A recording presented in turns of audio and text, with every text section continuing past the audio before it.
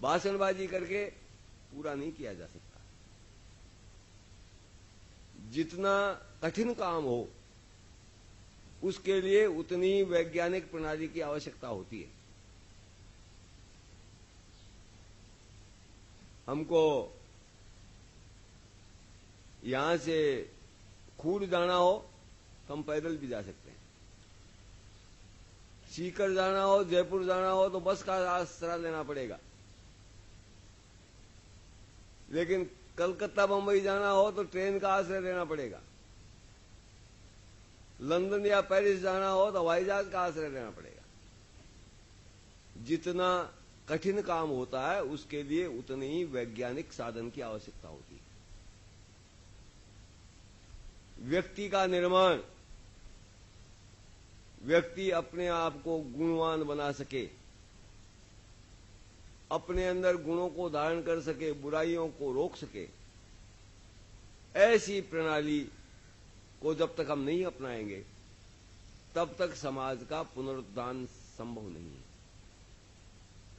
इसलिए जो प्रणाली क्षत्रिय सिंह ने अपनाई है उसके बारे में हम देखते हैं कि क्या वो प्रणाली ऐसी है जिससे हम कामयाब हो सकते हैं, जिससे हम सफलता को प्राप्त कर सकते हैं।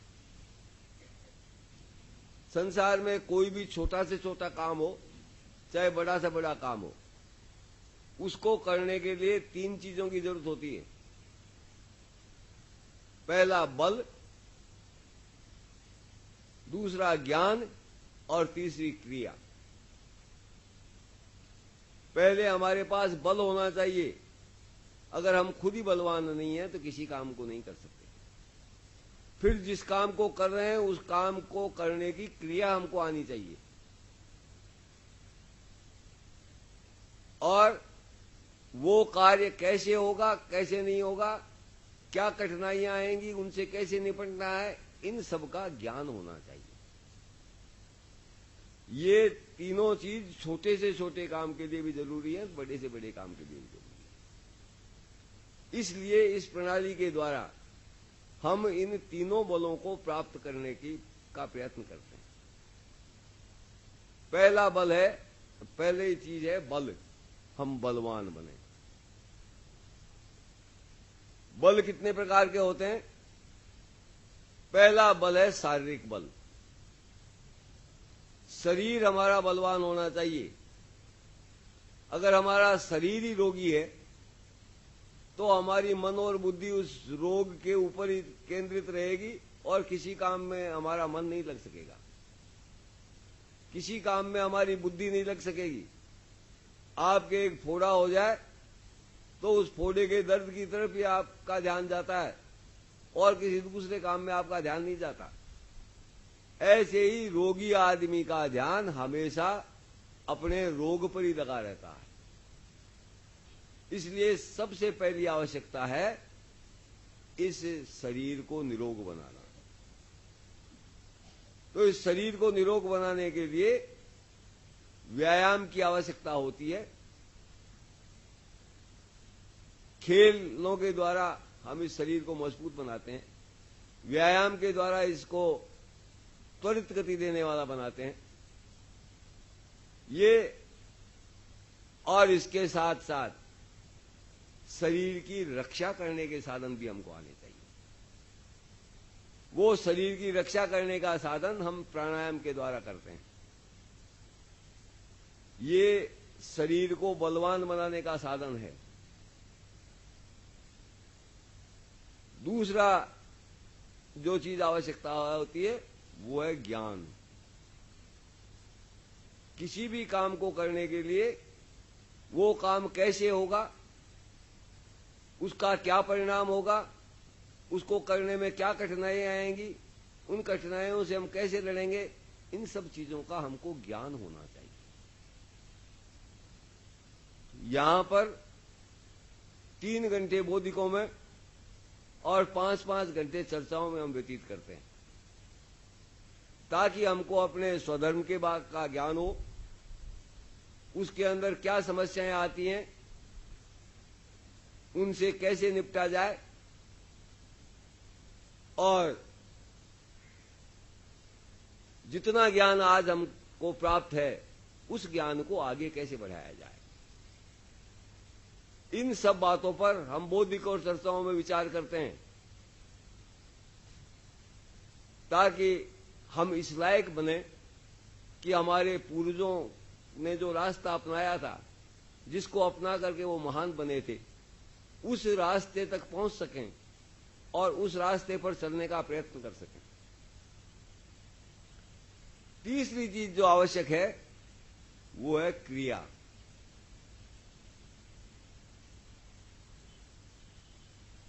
ये जब से संन्यासवाद चला है, ये लोग बाबा जी बनने लगे हैं, तब से कर्म की उपेक्षा होने लगी है। केवल पेट भरने को हम कर्म समझने लगे हैं। कर्म वो चीज है जो आनंद को देने वाला है। भगवान को सच्चिदानंद कहा है। सत्य, चित्त प्लस आनंद, इन तीन शब्दों से मिलकर सच्चिदानंद शब्द बना है। सत्य यानी जिसके पास सत्ता है, चित्त यानी जो ज्ञान स्वरूप है, और जो आनंदमय है। बल प्राप्त करते हैं हम, अपन शारीरिक बल को लेकर के भूल गए और आगे के बलों के बारे में विचार करना छोड़ दिया। शारीरिक बल के बाद हमारे पास कौन सा बल होना चाहिए? मनोबल। हमारा मन बलवान होना चाहिए। अगर हमारा मन दुर्बल है तो कठिनाई आने पर हम रो देंगे। कहावत है कि मन के हारे हार है, मन के जीते जीत। अगर मन दुर्बल है तो हमारे पास शारीरिक शक्ति होते हुए भी हम हमारे से कमजोर शक्ति वाले से हार जाएंगे। तो हमारा मनोबल भी बलवान होना चाहिए। ये मनोबल कैसे बलवान होता है? कठिनाइयों को सहन करने से। हम यहां पर कठिन खेल खिलाते हैं, कठिन जीवन जीने का अभ्यास करते हैं, जमीन पर सुलाते हैं, चने खाते हैं। अगर गांव वालों को कहा जाए तो वो हमारे लिए शायद और अधिक सुविधाएं जुटा सकते हैं, लेकिन सुविधाएं पूर्ण जीवन जीने से मनोबल नहीं बढ़ता। मनोबल बढ़ेगा कठिन जीवन जीने से। खेल भी रेत में खिलाते हैं, मिट्टी में। शरीर मिट्टी में हो जाता है। लोग कहेंगे आजकल के पढ़े लिखे कि साहब ये मिट्टी में होने वाला खेल खेलना कोई जरूरी है क्या? ये धरती माता हमारी माता है। इस मिट्टी का बड़ा भारी महत्व है। जैसे माता की गोद में बच्चा खेलता है तो उसके अंदर प्रेम पैदा होता है, ऐसे ही मिट्टी में खेलने से प्रेम पैदा होता है। रविंद्रनाथ ठाकुर ने लिखा है, ए पढ़े लिखे लोगों, अपनी संतानों पर कुछ तो रहम करो। अपने मकान में कहीं मिट्टी तो रहने दो। आजकल लोग बंगले बनाते हैं, सब जगह मार्बल फार्बल पत्थर वत्थर लगा करके, कहीं पर भी मिट्टी देखने को नहीं मिलती। और थोड़ी बहुत मिट्टी होती है तो वहां पर लॉन लगा देते हैं। हमारे पूर्वज कितने बुद्धिमान थे। हमारी जो पुरानी हवेलियां हैं सबके अंदर चौक हैं, सबके अंदर मिट्टी है। बाहर खेलने के लिए दुनिया भर की जगह है, लेकिन आज के बच्चे को पैदा होते ही 4-5 साल का हुआ स्कूल भेज दो। मोजे पहनाते हैं, जूते पहनाते हैं, पैंट पहनाते हैं, ऊपर शर्ट पहनाते हैं, फिर टाई और बांधते हैं कि हवा के अंदर नहीं घुस जाए। शरीर के न तो हवा लगती है न मिट्टी लगती है। जिस बच्चे की मां बचपन में मर जाए उसमें फ्रस्ट्रेशन आता है, तनाव युक्त जीवन जीता है वो आदमी जिंदगी भर। ऐसे ही जो बच्चे मिट्टी में नहीं खेलते वो जिंदगी भर तनावग्रस्त रहते हैं। आजकल के इन लड़कों को देख लो, 1 घंटे बाद इनको सुनी हुई बात याद नहीं रहती, क्योंकि इनके दिमाग तो तनाव से ग्रसित हैं। न किसी चीज को ये देख सकते हैं, न किसी चीज को सुन सकते हैं। इनको मौका ही नहीं मिला अपने जीवन को प्रेम में बनाने का। तो इस जीवन को प्रेम में बनाना अत्यंत आवश्यक है। उसके बिना व्यक्ति का जीवन बोझिल हो जाता है, वो तनाव युक्त परिस्थितियों के अंदर जीवन जीता है।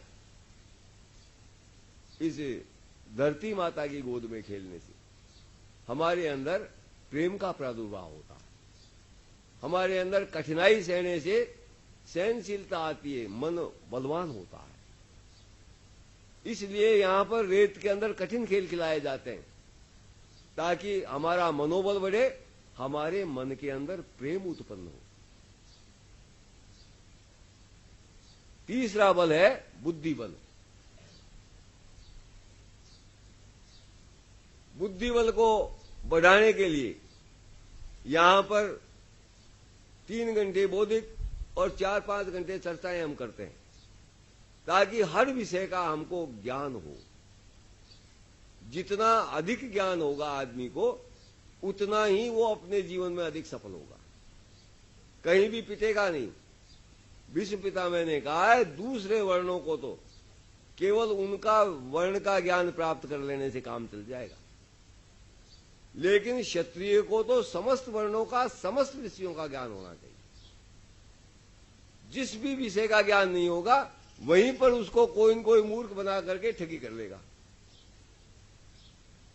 तो इस प्रकार से ज्ञान की संपूर्णता तक पहुंचने के लिए लिखने और पढ़ने की आदतें डालते हैं, साहित्य उपलब्ध कराते हैं ताकि लोगों की पढ़ने की आदत पड़े, सुनने की आदत पड़े, समझने की आदत पड़े और विचार करने की आदत पड़े।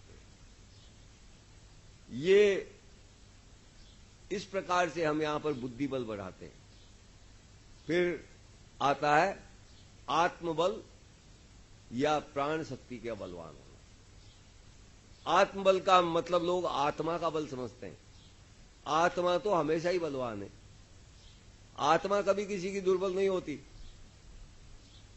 आत्मबल का मतलब है अपने आप का बल,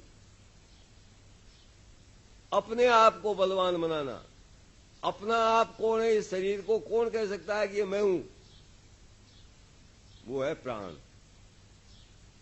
इस प्राण को बलवान बनाना पड़ेगा ताकि इस शरीर का जो संचालक है वो बलवान होगा तो शरीर पर वो ठीक प्रकार से नियंत्रण कर सकेगा। ये हमारा शरीर एक रथ की तरह है। ये हमारा जो दिखता हुआ ढांचा है ये उस रथ, वो रथ है। मन है वो घोड़े हैं रथ के, और बुद्धि है वो लगाम है घोड़ों की, और प्राण है वो सारथी है।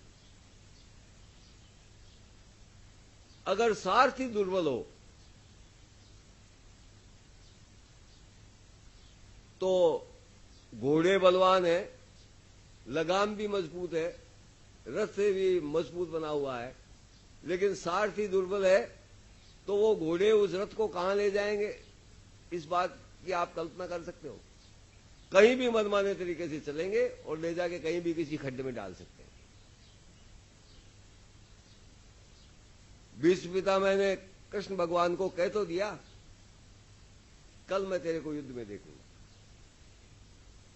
जब महाभारत का युद्ध आरंभ होने लगा था तब क्या कहा था दुर्योधन से विष्णु पितामह ने? जब उनको सेनापति बनने के लिए कहा गया तो मैं पांडु के बेटों को नहीं मारूंगा और 10,000 आदमी रोज मार दूंगा। 3-4 रोज बाद पहुंचा दुर्योधन भीष्म पितामह के पास, जाके कहने लगा, महाराज पहले आपने मेरे को यह वचन दिया था कि युधिष्ठिर अगर आक्रमण करेगा तो मैं तेरी तरफ से लड़ूंगा। फिर बाद में आपने मेरी दुर्बलता का अनुचित लाभ उठा करके ये शर्त रख दी कि मैं पांडु के बेटों को नहीं मारूंगा। ये तो आपने मेरे साथ अन्याय किया है। तब भीष्म पितामह ने कह दिया, अच्छा तेरे साथ अन्याय हो गया तो चल इस शर्त को हटा देते। पांडवों के शिविर के अंदर ये खबर पहुंची कि भीष्म पितामह ने ये शर्त हटा ली है, हाहाकार मच गया। भीष्म पितामह किसको छोड़ेगा? पांडव घबराए हुए गए कृष्ण भगवान के पास, कहा महाराज बहुत बुरी खबर है, भीष्म पितामह ने शर्त हटा दी, कल अर्जुन नहीं बचेगा। अब तो आप ही बता सकते हो अर्जुन को। तब कृष्ण भगवान ने कहा, मेरे में वो सामर्थ्य नहीं है कि भीष्म पितामह के हाथों से अर्जुन को बचा लूं। भीष्म पितामह के हाथों से बचाना तो असंभव बात है। अब तो केवल द्रौपदी बचा सकती है। आप नहीं बचा सकते, द्रौपदी बचा सकती है। जल्दी करो, द्रौपदी को लेकर के आओ। द्रौपदी को लेकर के आए। शाम का टाइम था, उस अंधेरा हो गया था। कृष्ण भगवान द्रौपदी को लेकर के भीष्म पितामह के शिविर में पहुंच गए। भीष्म पितामह आंखें बंद किए ध्यान में बैठे थे। द्रौपदी ने जाके प्रणाम किया, चूड़ियां बजी। भीष्म पितामह ने सोचा कोई दुर्योधन आदि की पत्नी होगी। उन्होंने आंखें बंद किए कि यही कह दिया सौभाग्यवती हो। जैसे ही भीष्म पितामह ने कहा सौभाग्यवती हो, कृष्ण हंसे जोर से। आवाज पहचान करके भीष्म पितामह ने आंख खोली। उन्होंने कहा, रे चालाक आदमी, तूने चालाकी से बचा दिया पांडवों को। अब द्रौपदी को आशीर्वाद दे दिया सौभाग्यवती हो, अर्जुन का वध नहीं हो सकता। तूने छल से मुझे ठगा है, कल मैं बल से तेरी प्रतिज्ञा तोड़वाऊंगा। कृष्ण ने क्या प्रतिज्ञा की थी कि मैं युद्ध में शस्त्र नहीं उठाऊंगा।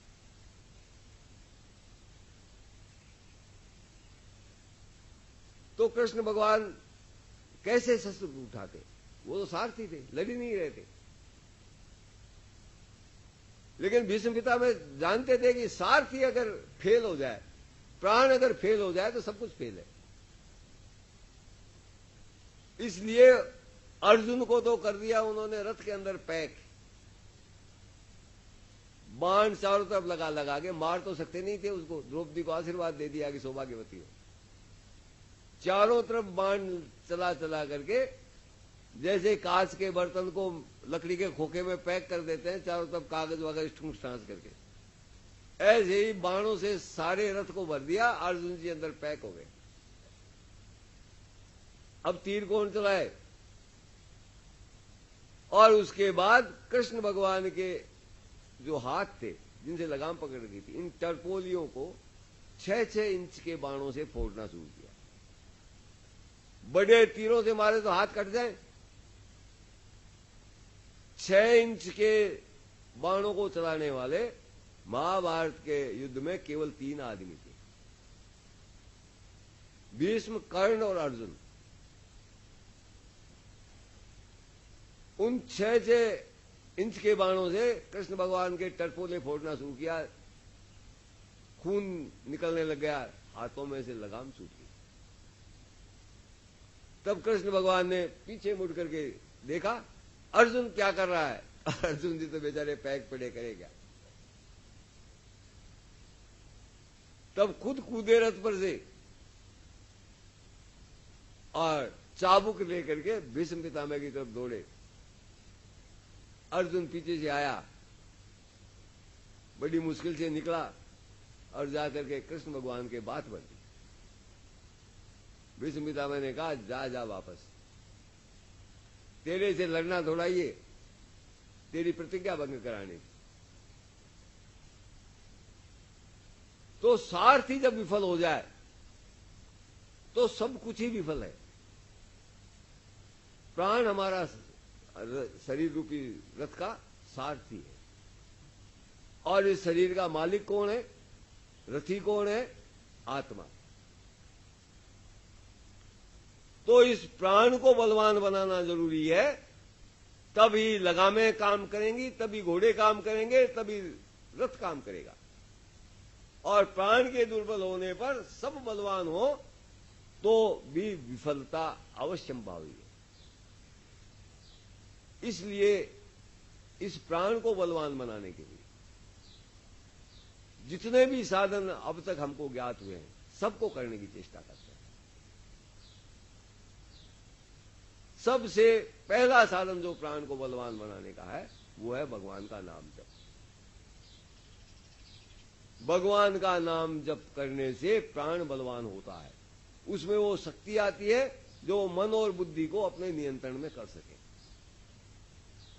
हम यहां क्या करते हैं? सुबह उठते ही सबसे पहला कार्यक्रम क्या करते हैं? भगवान का नाम लेते हैं, हरि कीर्तन करते हैं सुबह उठते ही। और रात को सोते वक्त क्या काम करते हैं? भगवान का नाम लेते हैं, हरि कीर्तन करते हैं, ताकि हमारे को अभ्यास हो भगवान का नाम लेने का। ये कितने प्रकार के बल हो गए? 4। अब कौन सा रह गया? 5वां बल है साधन बल।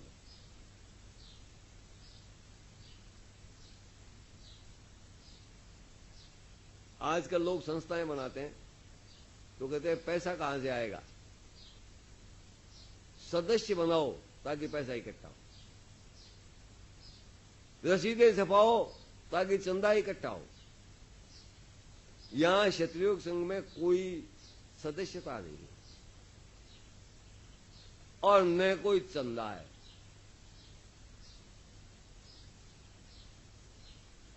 फिर भी कम से कम साल के अंदर 15-20 लाख रुपया तो खर्च होता है। ये सारा पैसा कहां से आता है? लोगों का ये सोच कि पैसे से सब कुछ काम होता है, ये सोच ही गलत है। इस सोच को हमने ठुकराया है कि पैसे से सब कुछ काम होता है। पैसा पैसा नहीं पैदा कर सकता, लेकिन इंसान आदमी पैसा पैदा कर सकता है। तो पैसा बड़ा है या पैसे को कमाने वाला बड़ा है? तो हम कहते हैं कि पैसा मांगने की जरूरत नहीं, पैसे कमाने वालों की सहानुभूति प्राप्त करो तो आपके पास पैसे की कमी नहीं रहेगी। अब यहां पर ये कैंप लग रहा है, आने वाले स्वयंसेवक अपनी अपनी जेब से किराया खर्च करके आए, अपनी जेब से किराया खर्च करके वापस चले जाएं। कहां हुई पैसे की जरूरत? यहां पर भोजन पानी की जो व्यवस्था है सारे गांव के लोग कर रहे हैं। कई कैंप लग गए इस गांव के अंदर। हमने किसी से 4 पैसे मांगे क्या? अब वो गांव वाले कैसे करते हैं, कितने आदमी मिलके करते हैं, इससे हमारे को कोई लेने देना। हम तो कोई काम गड़बड़ हो तो ऊपर से रोब और पिलाते हैं कि ये क्या हो गया, ये चने कच्चे कैसे रह गए, ये रोटी कैसे बढ़ गई, जैसे कोई हम उनके मालिक हो। तो व्यक्ति की सहानुभूति अर्जित कर ली जाए तो पैसे की कभी कमी नहीं रहेगी। इतने समारोह करते हैं, इस साल में कितने समारोह किए? दुर्गादास जी का स्मृति समारोह किया जोधपुर में, आईवान सिंह स्मृति समारोह किया, रामसा तोमर का स्मृति समारोह किया, रघुवीर सिंह जी जावली का स्मृति समारोह किया, विजय सिंह जी नदेरा का स्मृति समारोह किया, और वो शेखा जी की जयंती, रायवान सिंह जी की जयंती पर यहां उड़ील के अंदर करते हैं वो करते हैं। इतने समारोह में कितना पैसा खर्च होता होगा। लेकिन हमारा क्या खर्च होता है? खर्च होने वालों का होता है। जयपुर में जो टेंट लगाता है वो केवल सामान लाने और ले जाने का किराया लेता है। माइक की व्यवस्था करता है वो एक पैसा भी नहीं लेता। वो सामान लाने का रिक्शा किराया भी नहीं लेता।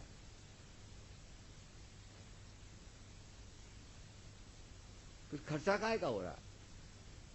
लोगों ने कहा कि जब बाहर जाते हैं समारोह में तो वहां लोग अपने को भोजन करवाते हैं। जयपुर में भी बाहर से जो लोग आए उनको भोजन कराना चाहिए। कराओ, कराना है तो। लोगों ने भोजन कराना शुरू कर दिया। तो अपने एक कहावत है ना कि जो बोले सो ही रावण जाए।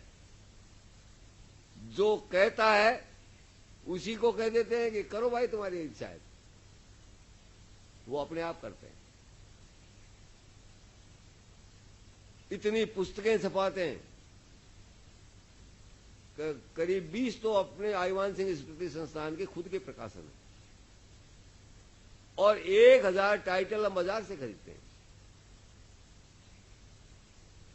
इतिहास की पुस्तकों के, धार्मिक पुस्तकों के, सांस्कृतिक पुस्तकों के, राजस्थानी की पुस्तकों के। कितना पैसा लगता है उनके अंदर? ये सारा पैसा कहां से आता है? ये सब व्यक्तियों की सहानुभूति से आता है। आज तक एक नए पैसे का धंधा नहीं किया। तो धन बल की पूर्ति हम कैसे करते हैं? साधन बल की पूर्ति कैसे करते हैं? लोगों की सहानुभूति अर्जित करके।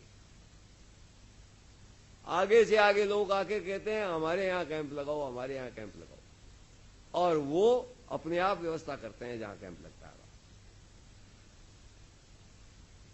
समारोह के लिए भी लोग आते हैं, बल्कि हालत यह है कि हमारी तो इतनी सामर्थ्य नहीं है कि हम जितने लोग मांग करते हैं उतना कर सकें। गई दफे राम साहब तोमर का स्मृति समारोह किया, वहां वो हरियाणा वाले आ गए। उनका साहब अगले साल हमारे यहां करो। अरे कहां जाएंगे हम? मध्य प्रदेश में जाने लग गए, अब तुम्हारे हरियाणा में जाने लग जाएं, फिर उत्तर प्रदेश में जाने लग जाएं। इतने हमारे पास साधन कहां है? स्वयं सेवक भी जाता है तो उसका पैसा खर्च होता है। और आजकल किराए भाड़े इतने बढ़ गए कि ये दूर जाने पर एक एक स्वयं सेवक के 500, 600, 700 रुपये खर्च होता है। लेकिन फिर भी कोई काम आज तक रुका नहीं, और ये उम्मीद है कि भविष्य में कभी रुकेगा भी नहीं। तो धनबल साधन बल की जो पूर्ति है वो व्यक्तियों की सहानुभूति अर्जित करके हम पूरी करते हैं। फिर एक बल और है। वो कौन सा बल है? वो है मित्र बल।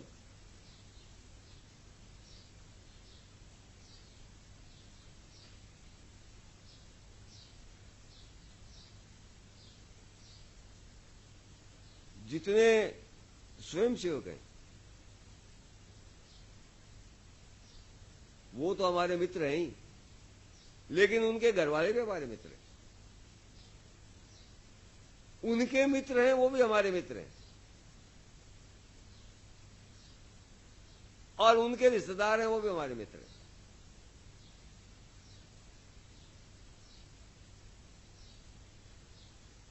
इस प्रकार से मित्रों का एक विशाल समूह बन जाता है जिनसे हमको सहायता मिलती है।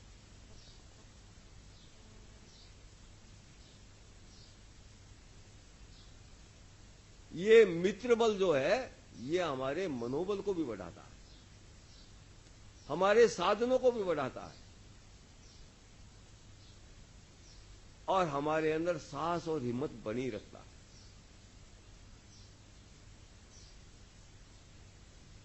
तो इस प्रकार से हम सब बलों की प्राप्ति करते हैं, ज्ञान की प्राप्ति करते हैं, और उसके बाद क्रिया कर्म करते हैं।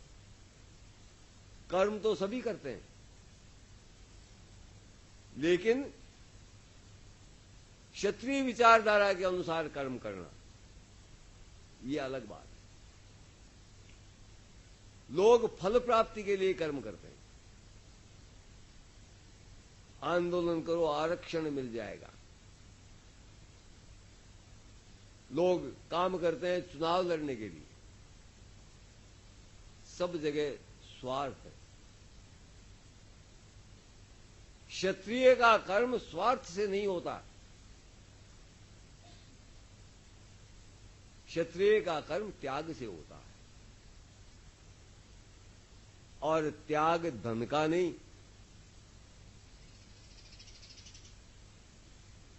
धन का त्याग कोई त्याग नहीं है। असली त्याग है कर्म फल का त्याग।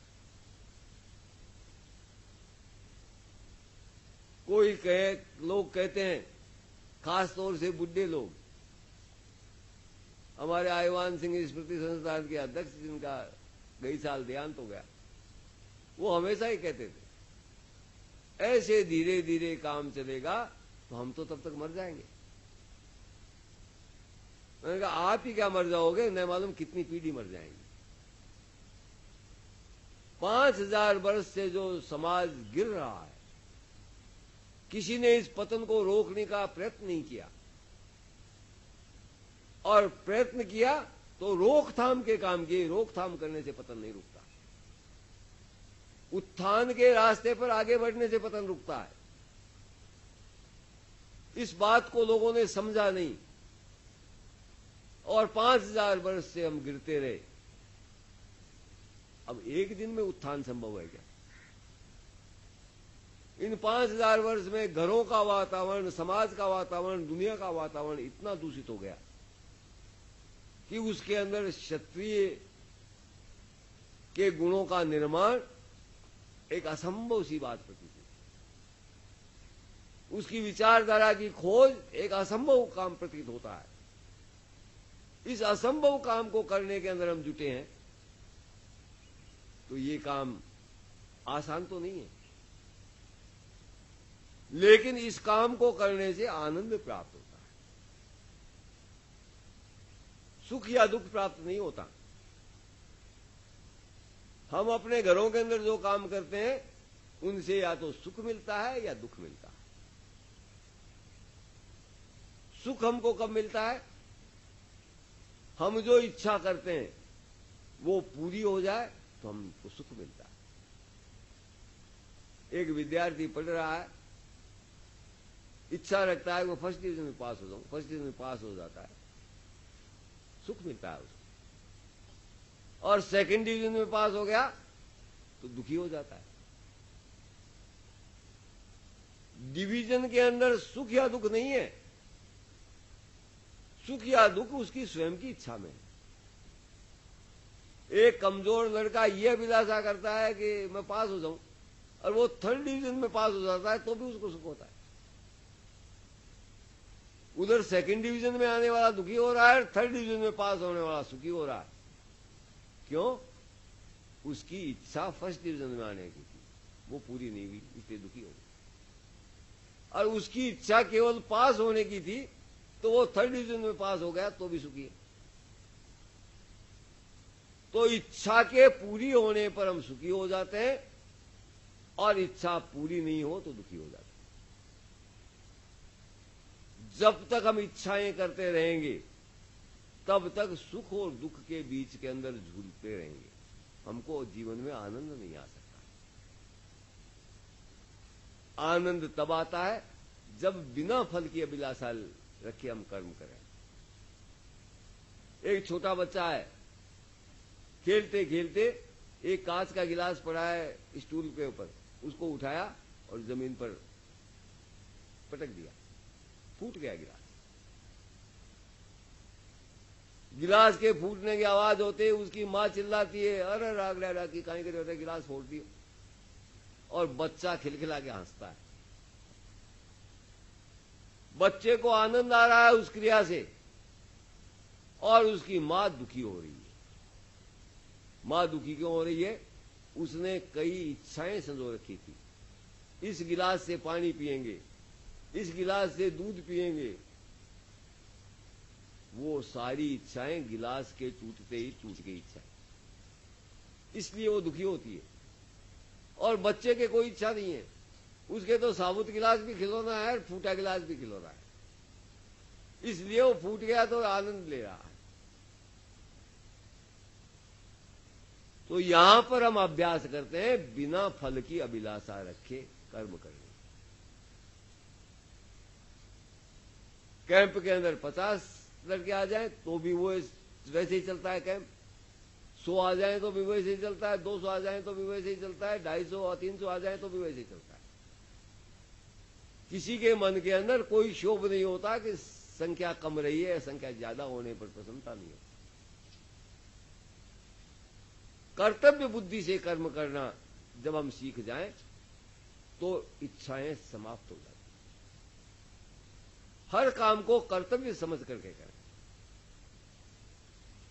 घर के पुरुष परिवार का पालन करना मेरा कर्तव्य है, ये समझ करके कर्म करे तो उसको कर्म में आनंद आने लग जाएगा। महिलाएं ये समझ करके काम करें कि माता की तरह मेरे को सारे परिवार की सेवा करनी, तो उसको काम करने में आनंद आ जाएगा। ये आप जो आदमी आज बूढ़े हो गए, 70-80 वर्ष के, उन आदमियों से आप बात करके देखो, दिन पर दिन हमारी बुद्धि कैसे स्वार्थपूर्ण होती जा रही है। फल की अभिलाषा से रहित कर्म करने की हमारी आदत ही खत्म हो गई।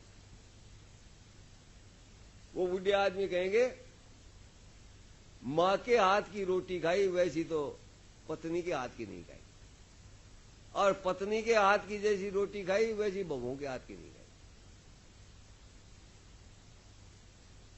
कारण क्या है? ये भावना खत्म होती जा रही है कि मैं ऐसा काम करूं जिससे सब लोग संतुष्ट हों, प्रसन्न हों। पहले गरीबी थी तो भी जो कुछ था उसको मेहनत के साथ, प्रेम के साथ ये सोच के बनाती थी कि इसको ऐसी बढ़िया बनाऊं कि खाने वाले संतुष्ट हो। और आजकल रोटी बनाने वाली थाप थूप करके चेप देती है, खाओ तो खाओ, नहीं खाओ तो बाहर में जाओ। फल हर जगह जुड़ा हुआ है। मेरा काम केवल रोटी बनाना है, संतुष्टि देना नहीं है। संतुष्टि देना नहीं है तो न बनाने वाले को आनंद आता है, न खाने वाले को आनंद आता है। संतुष्टि देना कर्तव्य है। कर्तव्य की भावना है तो फल की इच्छा नहीं रहती, और कर्तव्य की भावना नहीं है तो फल की इच्छा रहती है, और फल मिलने पर सुख मिल जाता है, फल नहीं मिले पर दुख मिलता है, आनंद नहीं आता जीवन में। जीवन में आनंद तभी आता है जब फल की अभिलाषा से रहित होकर हम कर्म करना सीखें। तो हमारे प्रणाली की क्रिया क्या है? बिना फल की अभिलाषा रखे कर्तव्य समझ करके कर्म करते जाओ। कृष्ण भगवान ने कहा कर्म का फल अवश्य मिलेगा। कब मिलेगा ये सोचने का तुमको अधिकार नहीं है। अच्छा कर्म करोगे तो अच्छा फल अवश्य मिलेगा ही मिलेगा, और खोटा कर्म करोगे तो खोटा फल मिलेगा ही मिलेगा। फिर हम फल क्यों चाहते हैं? केवल दुखी होने के लिए। फल चाहने से सुख या दुख मिलता है, जिंदगी में आनंद कभी नहीं मिलता।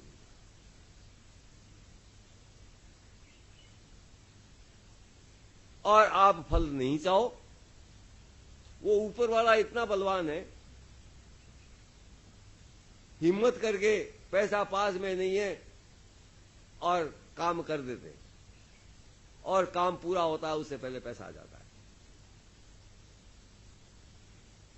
कर्तव्य समझ के काम करोगे तो भगवान की अपार कृपा आप पर होगी। आपके संसाधन भगवान अपने आप जुटाएगा, लेकिन अपनी बुद्धि से पर भरोसा रखोगे, मैं ऐसा कर लूंगा, मैं ऐसा कर लूंगा, तो भगवान की कोई जिम्मेदारी नहीं। मां बच्चे को कब तक संभालती है? जब तक वो उस पर पूरी तरह आश्रित रहता है, और जब वो अपनी अकल से काम करने लग जाता है, उसके बाद मां उसकी संभाल नहीं करती।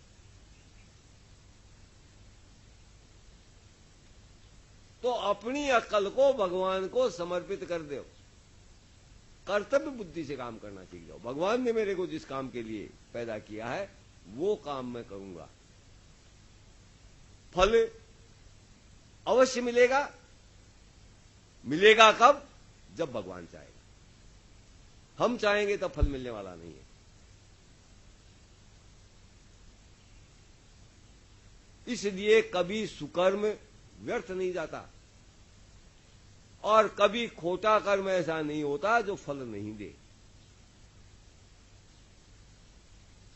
जब पूर्व जन्म के पुण्य खत्म हो जाते हैं तब पापों का फल मिलना शुरू होता है। हम लोगों को ये कहते सुनते हैं, अरे साहब सारे को कर्म करता है, देखो मौज कर रहा है। कहां है कर्मों का फल? वो सुखराम जी केंद्रीय मंत्रिमंडल में बैठे मंत्री बने हुए थे, एयर कंडीशनर में ऐश कर रहे थे, और जिस रोज पुण्य खत्म हो गए, लंदन में से पकड़ के ले आई पुलिस और ला करके जेल में डाल दिया। तो कर्म का फल अवश्य मिलेगा, फिर हम क्यों चाहें उसको? अगर कोई आदमी खोटे कर्म कर रहा है, वो दुख नहीं पा रहा है, तो उसका कारण यह है कि पूर्व जन्म के पुण्य भी उसके बाकी हैं, जिसका फल भोग रहा है। जिस रोज वो पुण्य खत्म हो जाएंगे, उस रोज पापों का फल भोगना ही पड़ेगा। इसलिए अपने भविष्य को सुधारने के लिए भी सुकर्म जरूरी है, ताकि हमारे पुण्य खत्म नहीं हो और अगले जन्म के अंदर भी हम सही जगह पैदा हों। और निष्काम कर्म का फल तो भगवान देता है, क्योंकि आदमी चाहता ही नहीं। कुंती से कृष्ण भगवान ने कहा, कुंती मैं तुम्हारे से बहुत प्रसन्न हूं, कोई वर मांग मेरे से। तब कुंती ने क्या वर मांगा? मेरे बेटों को राज मिल जाए, ये मांगा क्या? कुंती ने कहा, अगर आप मेरे पर प्रसन्न हो तो ये वरदान दो कि मेरे को इच्छा रहे नहीं। इच्छा नहीं रहेगी तो आनंद हो जाएगा, फिर और मांगने की जरूरत क्या है?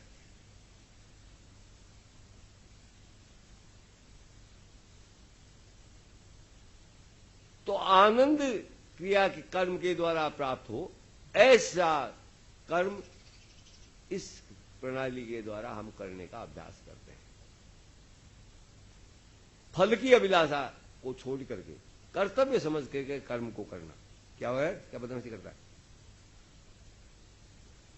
मकोड़े को पकड़ता है, फिर खा गया।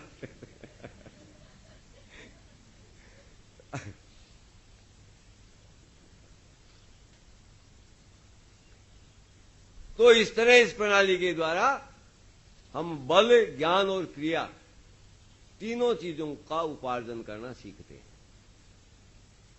ये हुई हमारी प्रणाली। अब इस प्रणाली की विशेषताओं पर अपन विचार करते हैं। इस प्रणाली की विशेषताएं क्या हैं? इस प्रणाली की पहली विशेषता है संस्कारमय कर्म प्रणाली। संस्कारमय कर्म प्रणाली संस्कारों का निर्माण करने वाली है ये प्रणाली। संस्कार काय को कहते हैं?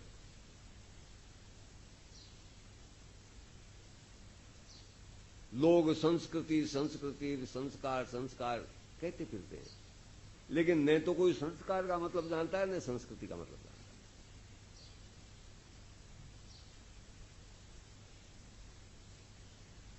शुद्धिकरण का नाम है संस्कार। सोने की खान में से सोने की डलियां नहीं निकलती,